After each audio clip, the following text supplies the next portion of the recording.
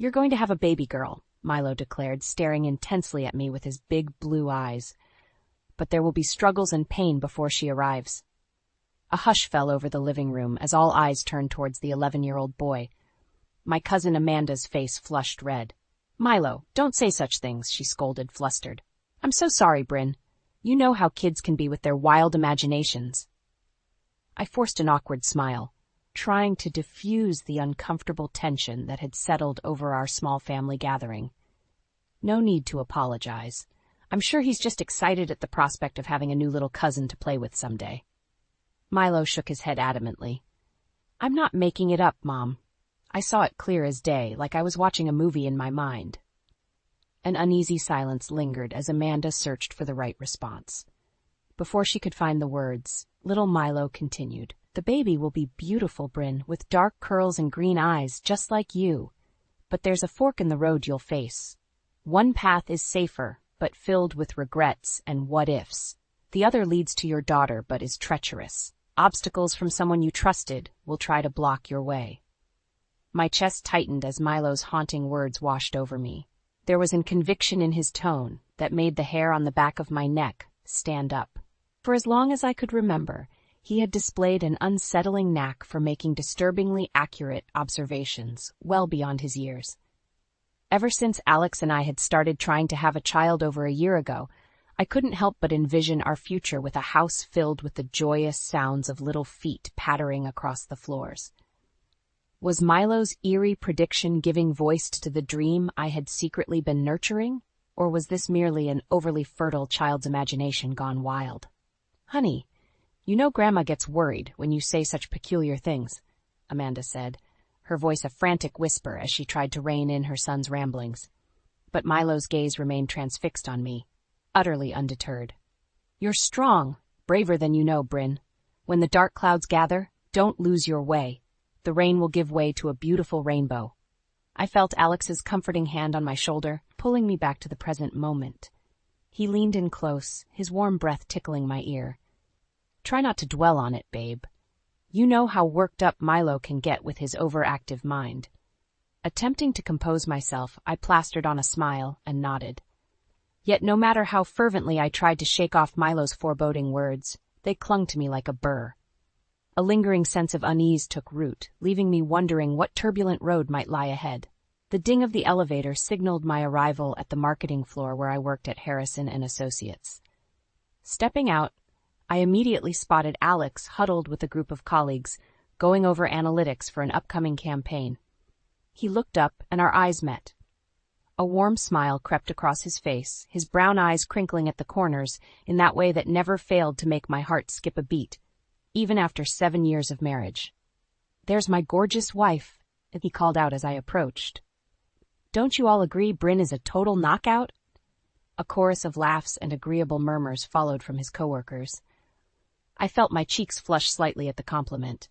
"Well, aren't you just a sweet talker today?" I replied, planting a quick peck on his cheek, though I seem to recall someone asking for my mother's famous pecan pie recipe earlier. Alex grinned sheepishly. "You know me too well. I was simply banking future brownie points to cash in later." The evening passed in a blur of prospecting calls, client meetings, and a welcomed break to share lunch together in the company cafeteria. As we chatted about our days, my thoughts inevitably drifted back to Milo's harrowing prediction. "Did I tell you Milo said the most bizarre thing at Amanda's house the other night?" I began, keeping my tone light. Alex nodded slowly, his jaw tightening almost imperceptibly. "About us having a kid? Yeah, I overheard some of it. The little guy has one hell of an imagination, that's for sure." "He was so specific, though," I persisted, unable to shake the niggling feeling that there was more to Milo's words than an overactive fantasy.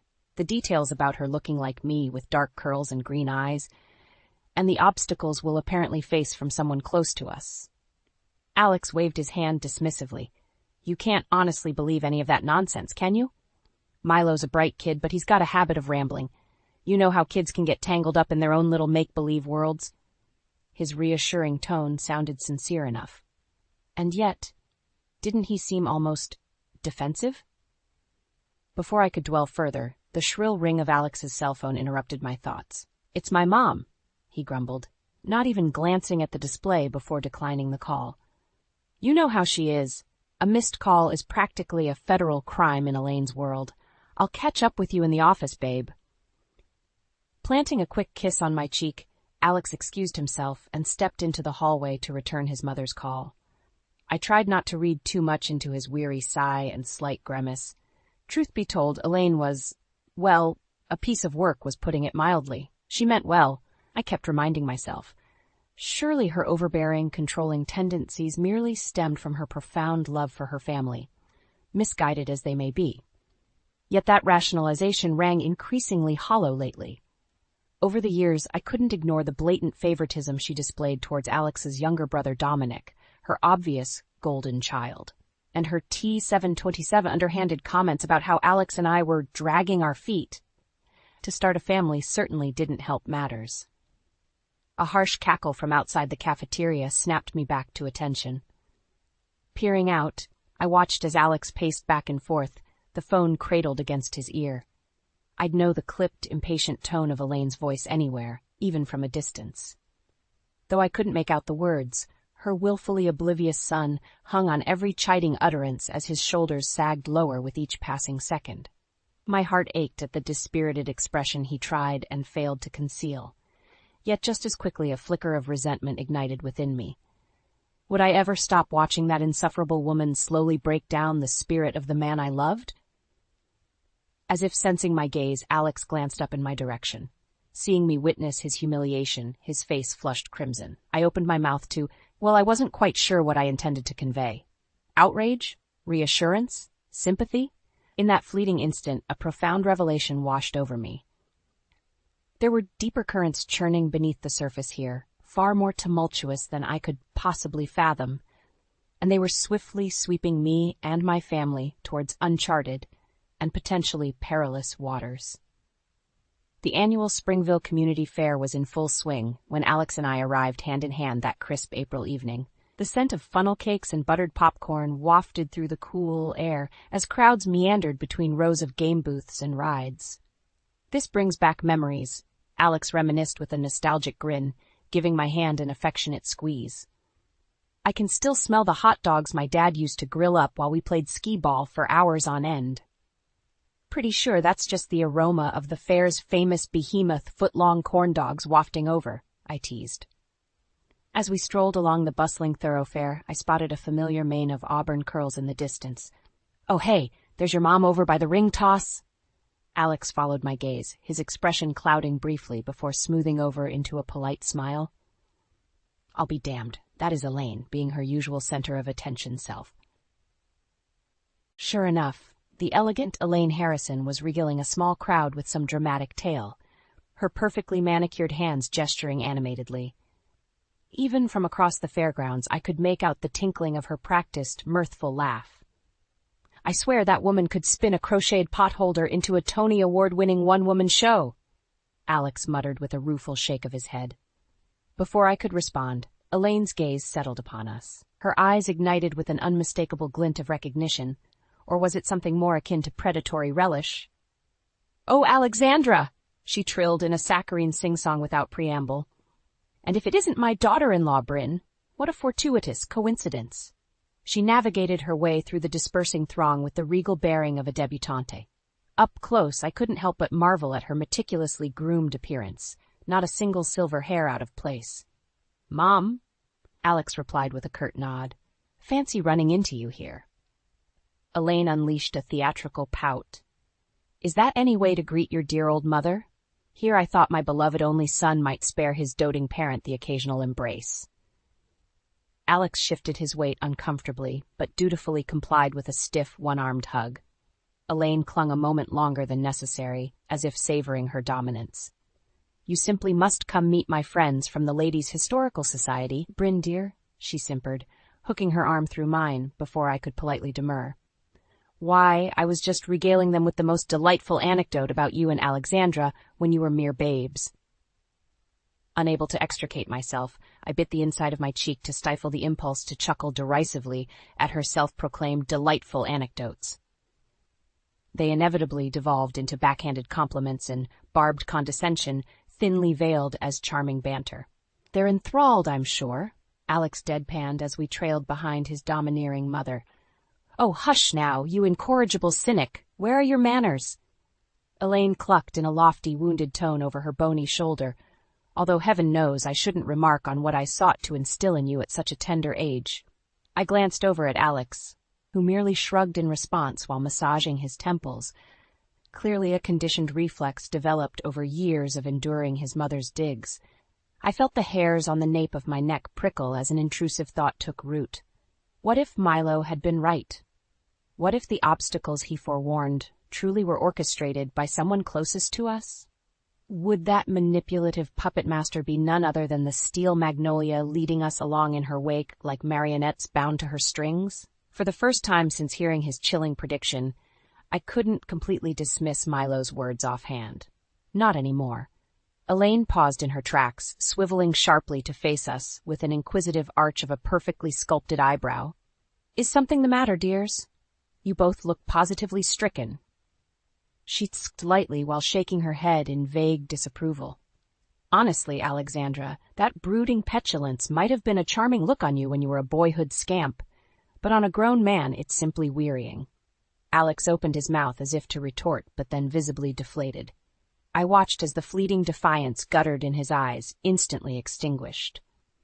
In that moment, my throat constricted with a swell of emotions: frustration, sorrow, impotent rage. Yet beneath it all, an iron-willed determination took root. If Milo's vision was indeed a harbinger of the turmoil to come, then I would be ready. Whatever tempestuous destiny awaited on the road ahead, I wouldn't allow Elaine's machinations to steer us off course. Not if I had any say in the matter. The cloying scent of Elaine's overpowering gardenia perfume lingered in the air even after we departed the fairgrounds and arrived back home. I wrinkled my nose in mild disgust at the phantom aroma, just one more layer to peel back in the ever-complexing enigma that was my mother-in-law. Well, that was certainly an experience, Alex sighed, shrugging off his jacket. He hung it over the back of a chair, looking as mentally drained as if he'd just run a marathon. We'd barely been in Elaine's presence for an hour, but her potent dose of toxicity always managed to leave us utterly depleted. "You've got to admit she's a real piece of work," I agreed wryly. "Did you happen to catch what she was whispering to that friend of hers after you excused yourself to take that call?" Alex pinched the bridge of his nose, grimacing. "You mean when she proclaimed in a stage whisper how I was forever disappointing her expectations? Yeah, that's pretty much par for the course with Mother Dearest." "Even for her, that was harsh," I murmured, sliding an arm around his waist. A few beats of silence passed between us. Then, seeming to brace himself, Alex exhaled loudly. "Listen, Bryn. I've been meaning to talk to you about something," he began slowly, averting his gaze as if steeling himself for a thorny conversation. My heart skipped a beat, bracing for bad news over some looming work crisis or other catastrophe. "Mom's been, saying some things lately that have got me thinking," he continued, his words gradually gaining momentum. "About us not having kids yet after being married all these years, and I know we've discussed it, but—" "Hold up," I interjected, recoiling slightly. Of all the things I'd braced myself for, I hadn't anticipated this conversational U-turn, much less for him to be parroting Elaine's refrains. "Are you actually taking parenting cues from your mother right now?" Alex held up his hands in a placating gesture. "Hear me out, babe. I'm not looking to pile on the pressure or anything, just maybe she has a point this time?" I arched an incredulous eyebrow. Elaine Harrison had permanently forfeited the benefit of any doubts from me long ago. "All I'm saying is, you can't deny the nonstop hints are starting to carry a ring of truth," Alex pressed on. "My brother's already knocked up wife number 2, with number 3 likely on the way before long. And here we are, hitting our mid-30s with not even the pitter-patter of one set of little feet around the house." An inexplicable lump formed in my throat as I dredged up the recurring ache that had taken root, the one I'd tried my damnedest to stifle over the past couple years. "You think I don't agonize over that every single heartbeat?" I shot back, unable to mask the desperation that had begun creeping into my voice. Month after month of procedures and negative tests and putting on a brave smile for yet another baby shower? Milo's recently prophesied words about our future child reverberated like a thunderclap. I could practically picture her in my mind's eye, just as he'd described. Dark ringlets framing an impish face, emerald eyes brimming with uninhibited joy and curiosity. Alex reached over and squeezed my hand, his expression softening. I hated how naked and vulnerable admitting my innermost yearnings aloud made me feel. As if he could instantly see the repressed hopes and dreams I'd compacted like a tightly wound coil all this time. "I'm not trying to make this into a fight, Bryn. You know I want a baby just as much as you," he soothed in a gentler tone. "And for what it's worth, whatever Mom's warped motivations, she does have a damn good point this time. We can't just keep putting it off forever." I digested this in silence, fidgeting with the fraying end of a throw blanket just to avoid Alex's plaintive gaze. Of course, he was right. There was no sense in denying the growing void any longer.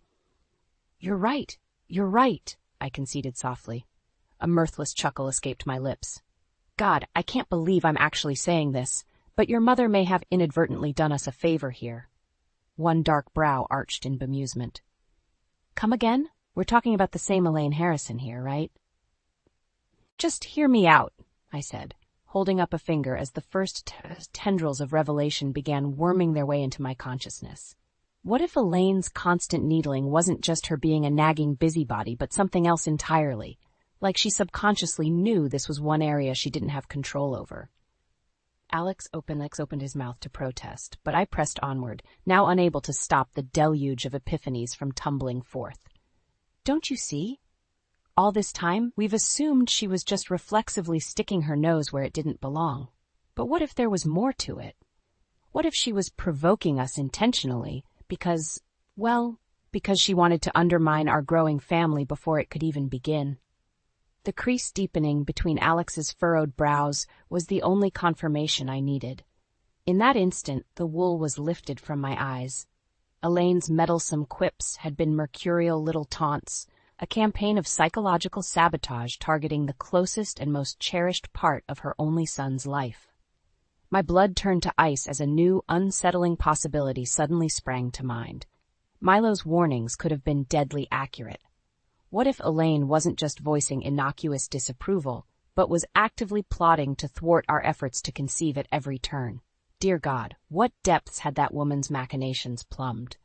As I watched stunned realization slowly bloom across Alex's face, the dam inside me burst, unleashing a torrent of recriminations bubbling up from the past several years.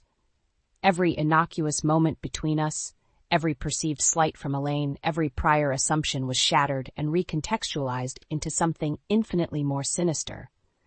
This was no mere clash between overzealous mother-in-law and daughter-in-law. It was all part of a calculated power play waged against the happiness of my own family. I can't believe she'd go that far," Alex stammered, his voice hoarse and constricted as the weight of the appalling realization hit him. "My God, Bryn, what the hell has she been up to behind our backs?" My jaw clenched as determination surged through me like an electric current.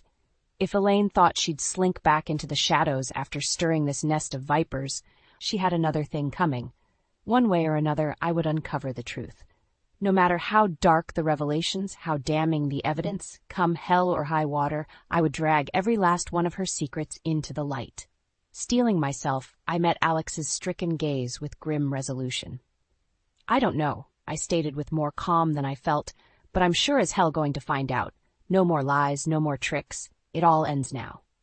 I felt a jagged anticipation swirling within, not unlike a cornered animal sensing a predator's approach.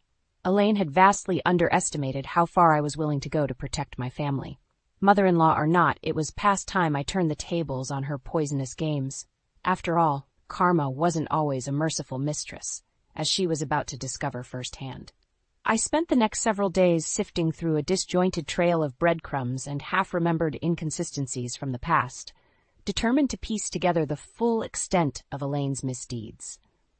The more I unearthed, the more nauseated I became at the sheer depths of her duplicity. Heated discussions with Alex yielded recollections of misplaced medical files from his OB/GYN office and Elaine's repeated insistence on joining us for every fertility clinic appointment in spite of our protestations. Offhand remarks she made about the side effects of my prescribed medications began to take on more disturbing connotations. It was during a late-night Google binge that the final, damning pieces clicked into place. I sat bolt upright in bed, my heart pounding as I absorbed the information on the overview for Hypomatic, a medication primarily used to treat polycystic ovarian syndrome, but also routinely prescribed for infertility issues.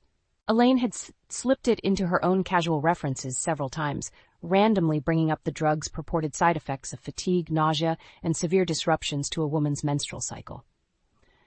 My blood turned to ice as I recalled the protracted stretches of debilitating cramps and unpredictable spotting of the past few years, issues my OBGYN had repeatedly chalked up to stress or hormonal imbalances. All this time, we'd been inadvertently poisoning my chances of conceiving, but not by mistake, by insidious, premeditated design. "Alex," I hissed, shoving his slumbering form, "wake up, this is serious."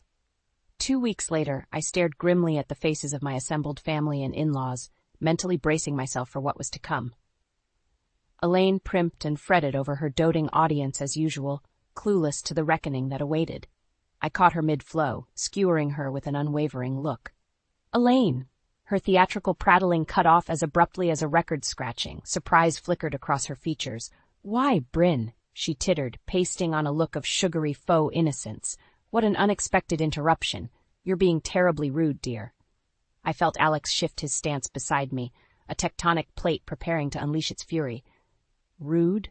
I echoed softly, my tone dangerously level. "You want to lecture me on rude?" Her mask faltered just a bit, revealed a glimmer of reptilian blankness. I seized on it like a falcon spotting its prey's vulnerability. "When did it start, Elaine?" I demanded, determined not to let her wrest back control of the conversation. "A year ago? 5? Or did your pathological mania to undermine Alex's happiness start even before we were married?" A spattering of tense murmurs, shuffling feet. She cast an imperious glance around the room. Any other time, those present would have folded like a circus tent beneath her withering stare.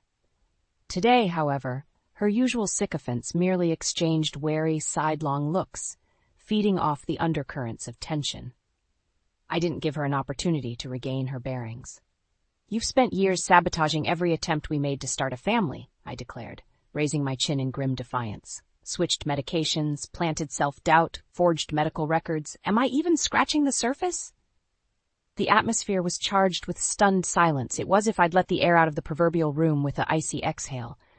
My eyes bored into Elaine's, unblinking. I wasn't a woman prone to histrionics or shallow appeals for sympathy, but the circus master before me had pushed beyond any reasonable boundaries. It was time to reveal the viper lurking behind the curtain, teeth and all. "Well?" I challenged, my words slicing through the vacuum as I unleashed the full brunt of my fury. "What's your excuse, Elaine? I hope it's more compelling than envy or some twisted need to control your son." "How dare you?" Her voice emerged laced with a venom as potent as her actions, dripping with a quiet rage that made the hairs on my arms stand on end. But I refused to shrink before the sputtering forge of her indignant ire. It was her turn to cower beneath my glare's menacing weight. "You sanctimonious little Mother!" A thick, furious bellow rent the air. It was Alex, his face a twisted mask of betrayal and incandescent rage. My normally mild-mannered husband was unrecognizable, every tightly coiled wire wound from years of abuse snapping in a blinding instant. I cannot fathom the level of abject evil it took to do something like this to your own family, he growled in a voice even lower and more terrifying than his outburst. "To your own blood." Elaine's jaw worked furiously, struggling to formulate a response. For one fleeting instant, I caught a glimpse of the naked fear in her eyes.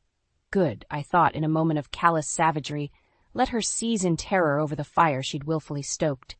How I wish I could savor that momentary flicker of weakness longer, but a whiplash of movement and sound drew my eyes away. Just as Dominic lunged to his feet, his arms rigid at his sides as his body went ramrod straight.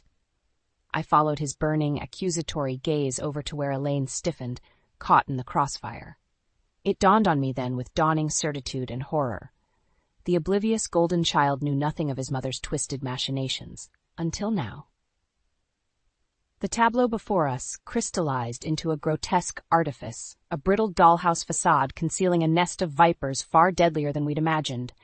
Yet even amid the carnage lay a tragic figure, a perpetually favored son opening his eyes for the first time to the rot lurking within his clan's foundation. I opened my mouth, but no sound emerged. What remained to be said? The damage had been wrought, the reckoning delivered. The shattered shards of our once idyllic existence lay strewn at our feet like a broken mirror. There was no piecing anything back together. Not after this. In the suffocating silence that blanketed the room, you could have heard a pin drop. Elaine remained rooted in place, her chin jutting out in a defiant tilt as she dared us with those reptilian eyes to make the next move. Alex and I steeled ourselves, squaring our shoulders as if bracing for an imminent attack. It was Dominic who finally broke the spell, shattering the fragile stalemate with a choked utterance. "Mom?"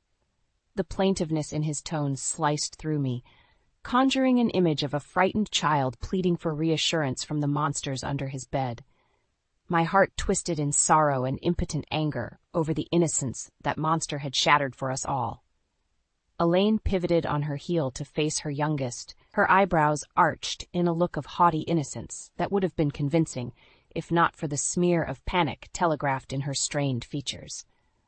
"Well, don't just gawk at me like one of your insipid beta fish, Dominic," she snapped with a derisive wave of her hand. "Your sister-in-law is clearly deranged if she thinks." "Don't," Dominic interrupted, his voice hardening to a tone I'd never heard from the normally affable man. "I beg your pardon?" Elaine sputtered, aghast at the unaccustomed insolence from her favored golden child. Dominic swallowed hard, seeming to steady himself with a deep breath. When his gaze alighted on his mother once more, it smoldered with a quiet fury. "Don't insult me by denying it outright," he said in a voice as taut as a tripwire, "or try deflecting with empty insults about Bryn and Alex's imagined mental state." He took a halting step forward, each footfall like the weight of an immense burden being lowered onto his shoulders. "Not after hearing that horrific revelation with my own 2 ears." Elaine issued a soft cluck of disapproval, patting his cheek in an almost maternal gesture, utterly at odds with the circumstances. "Oh, pish, you're working yourself into such an unnecessary state over some baseless accusations." "Enough!" Dominic bellowed with such abrupt ferocity that even I flinched.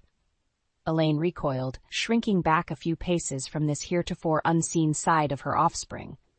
"My God," he muttered, raking a shaky hand through his hair. "I don't even know who you are anymore, if I ever really did. What kind of twisted, unforgivable thing did you do?" His mother seemed to wilt further and further with each lash of his furious denunciations. She shook her head almost plaintively, as if desperately beseeching him to somehow understand. I'd witnessed enough toxic dissolution of family dynamics to recognize the dispiriting signs. Suspicion calcifying into immovable factions, once unshakable allegiances fracturing under the weight of ugly revelations.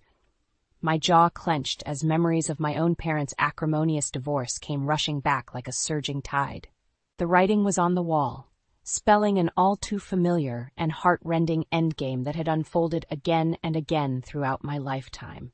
The disintegration of what had once been a family unit into splintered shards.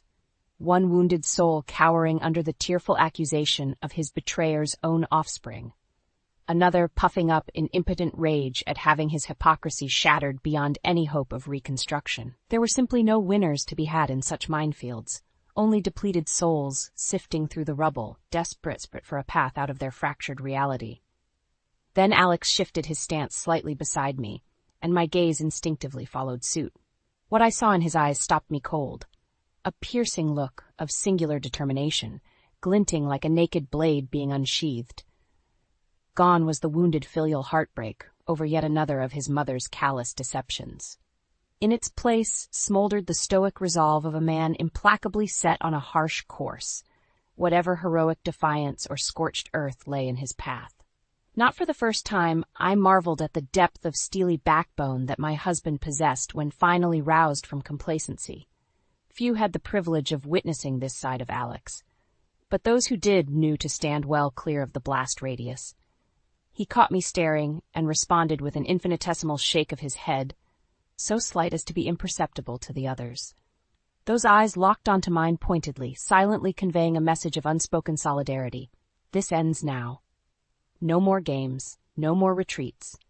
And as I searched his unyielding countenance for any vestige of weakness or ambivalence, a new emotion welled up from my core, a grim sense of vengeful duty spreading like an ink blot over my heart.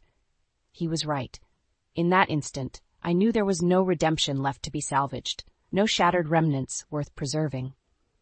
Everything had been irrevocably shattered. The path forward led through an inescapable point of no return.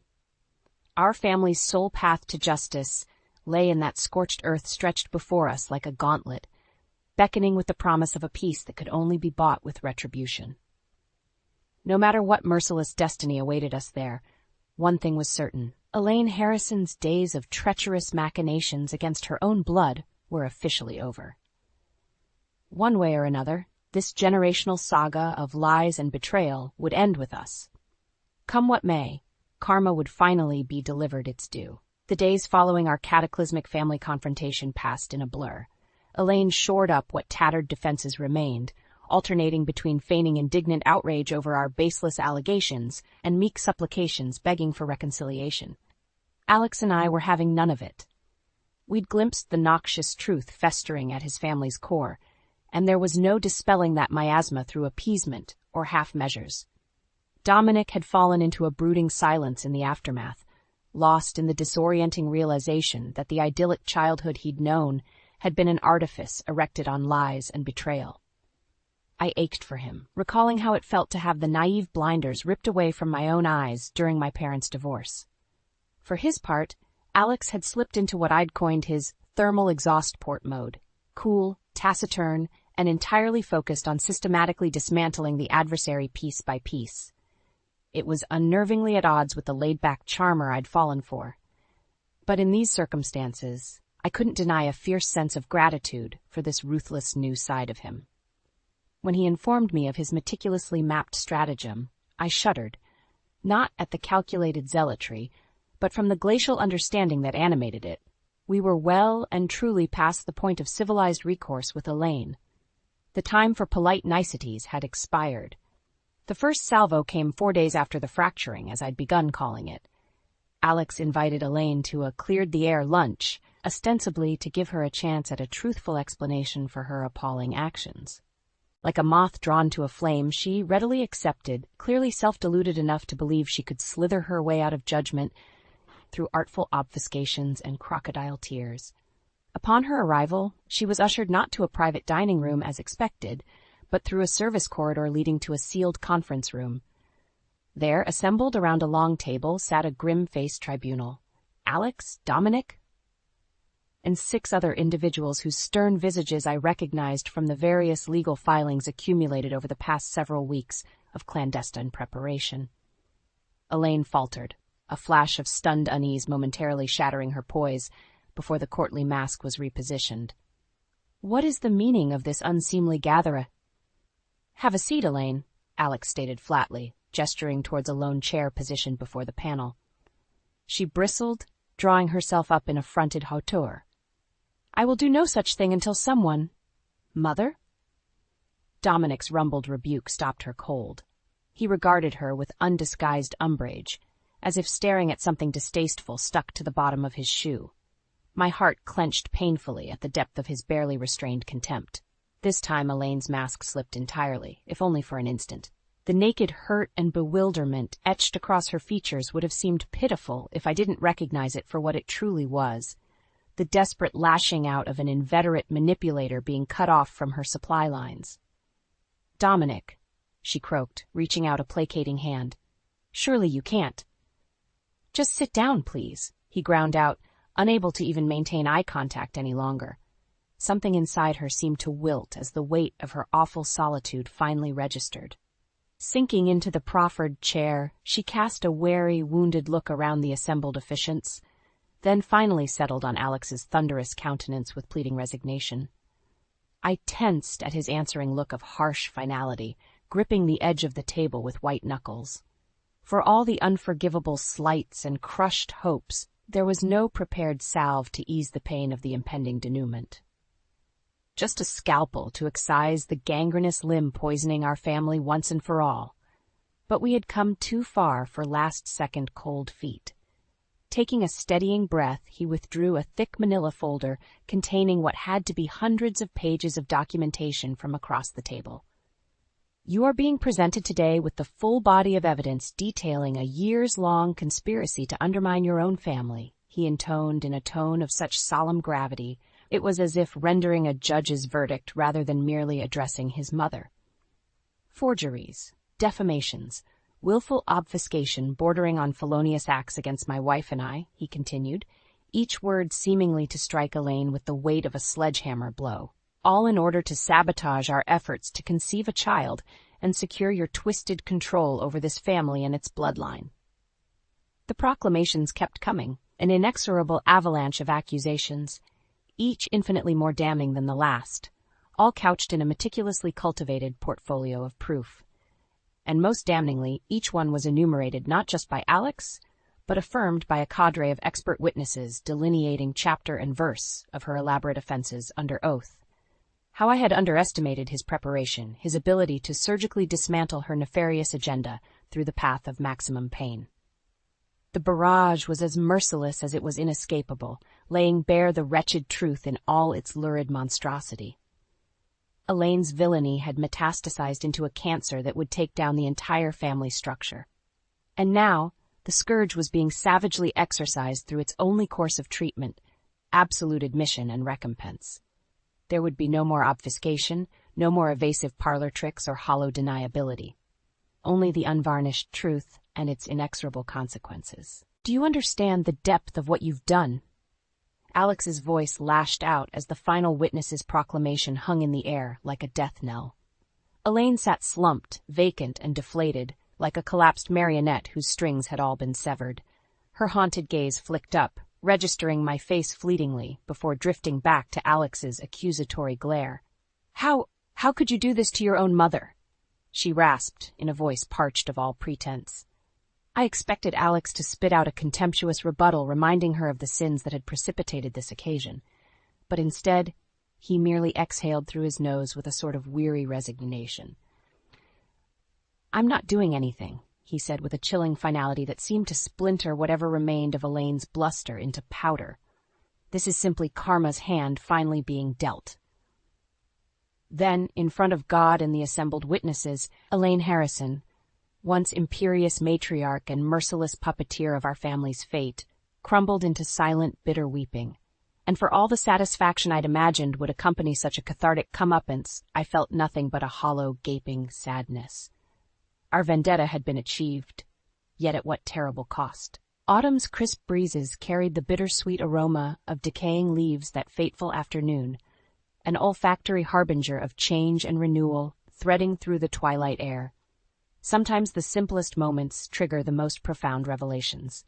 For me, it happened as I cradled Mila in my arms, entranced by her cherubic features while she slumbered peacefully against my chest.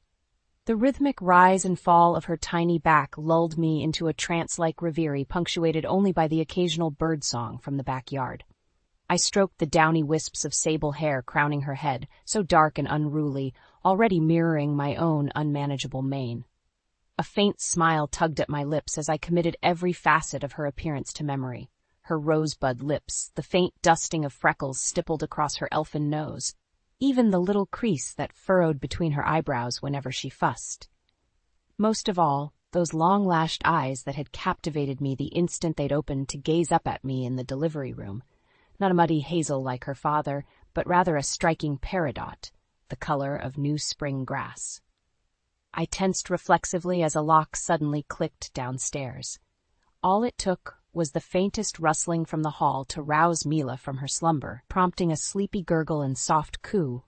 Within seconds, Alex's looming shadow materialized in the nursery's doorway, his face melting into a beatific grin. "Hey there, Munchkin." He crossed to us in 2 strides, bending to drop a tender kiss to Mila's crown. "Keeping your mama company while she holds down the fort? And what adventures did you get up to out in the big wide world today?" I teased, tipping my chin up to accept his lingering kiss. As he drew back, I couldn't help but bask in the glow of adoration warming his eyes. That same enamored look that never failed to reduce me to a giddy puddle even now, almost 9 years into our marriage. "Nothing too exciting," he murmured, settling onto the armchair beside us, while casually unbuttoning his collar. A soft chuckle rumbled in his chest as Mila instinctively swiveled her head towards the sound of his voice, already enthralled. "Just the usual media sales pitches and schmoozing clients over catered lunches," Alex continued with a wink in my direction. "But enough about me. This little peanut is clearly the star of the show today." He cocked his head to regard Mila's saucer-like gaze trained upon him. "You been behaving yourself for Mommy while I was away, Shortcake?" I chuckled mirthfully at his sing-song tone, the very picture of a besotted new father delighting in his offspring. When Mila's tiny hand emerged from beneath her swaddle to bat playfully at his face, Alex sputtered with unbridled elation. "Oh, I see how it is, Missy. Trying to rough up your old man right from the outset, huh?" We relished in Mila's ensuing giggles, joyous peals of laughter ringing out like silver bells in the peaceful hush of the nursery. In that instant, it was as if all the heartache and torment of the preceding years had been banished to a distant, cobwebbed recess, lost amid the simple rapture of being present with those dearest to you. As Mila's laughs subsided into intermittent coos, I caught Alex's eyes flitting towards the antique crib positioned in the corner.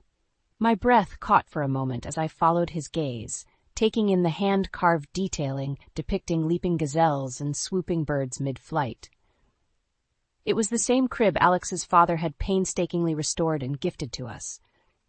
How many times had Alex run his fingers over those grooves, channeling his grief over whether we'd ever get the chance to use it for its intended purpose? Too many to count. In retrospect, our soaring hopes crushed again and again by one insidious force. As if in tune with my introspective turn, Alex's face grew solemn. Something indiscernible flickered behind his eyes before vanishing just as quickly. He rested his palm over my knee, giving it an affectionate squeeze. "Hard to believe it was less than a year ago that all the drama went down," he murmured in a hushed tone, as if not to disturb Mila's attention. My mind immediately jolted back to that fateful day in the conference room. Elaine's utter debasement as every scheme and conspiracy became an ineradicable part of the permanent record, carved into stone through testimony and documentation. How her papery, thin veneer of genteel grace and propriety had disintegrated under the weight of her wrongdoings being laid bare for all to witness. I swallowed thickly against the sudden lump in my throat. I'll never forget the look on her face that day, like the mask had finally shattered beyond any hope of repair. Alex's features tightened into a pained grimace I knew all too well, the echoes of a complicated, still unresolved relationship with his mother that seemed destined to haunt him for years to come. There were simply too many emotional fault lines fractured that day for any of us to achieve total closure. I did what needed to be done, for us and for the family, that he stated in a low, resolute tone that betrayed only the faintest quaver of lingering uncertainty. Still, I can't help but wonder if I was too heavy-handed. My free hand instinctively found his, our fingers interlacing. There would be no easy balm to heal those old emotional gouges, not entirely. But perhaps with time, and the all-consuming joy radiating out of our long-awaited miracle nestled between us, we could begin to rebuild anew on firmer ground. "You protected us and our future, Alex, against any threat, no matter how twisted or dark," I said, offering a reassuring squeeze. "That's all a good father ever needs to do." His grateful smile in response was enough to fill my heart to overflowing. Then Mila cooed softly again, drawing our rapt attention back to her cherubic mug like twin sunflowers turning towards the light. As I relished the sight of my beautiful daughter radiating undiluted joy and innocence, Milo's uncanny words from all those months ago reverberated in my mind's eye like a mantra, of triumph emerging from devastation, of light piercing the void. A daughter whose existence had only manifested through hard-won recompense for the very blackest betrayal. The living, breathing embodiment of karma's unbowed perseverance and the remarkable power of human resilience against even the most implacable darkness. No matter what convulsions had rocked our family's foundations to their core, in this tranquil moment of joy and renewal, we had prevailed. Scars would remain, of course, for all our catharsis, The past could never be truly expunged. But here at last was our chance to forge ahead anew. One single wondrous life offered up an opportunity, not just for a fresh chapter, but as the first radiant strains of an entirely new family saga. All thanks to that most delicate yet undaunted of human virtues, hope.